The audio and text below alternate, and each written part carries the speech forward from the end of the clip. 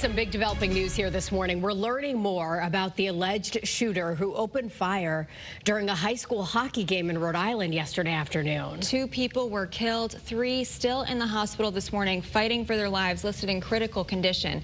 Your reporter Taylor Knight live in the studio breaking down what police are saying about that suspect. Taylor. The suspected shooter was also killed in this. Police say Robert Dorgan died of a self-inflicted gunshot wound at the hockey rink, but police are not identifying any of the victims at this time. Police said the shooting at the Lynch Arena in Pawtucket, Rhode Island appears to be a targeted incident involving a family dispute. Pawtucket's police chief identified the shooter as Robert Dorgan. Police say the shooter also went by the name Roberta Esposito. CBS Rhode Island affiliate WPRI reported that court records show that the shooter had a history of family-related disputes and legal issues stemming from their gender identity.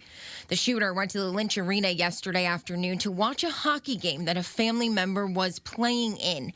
That's when shots rang out, but the police chief credits a witness for helping subdue the shooter. A good Samaritan stepped in and interjected in this scene, and that's probably what led to a swift end of this tragic event earlier today.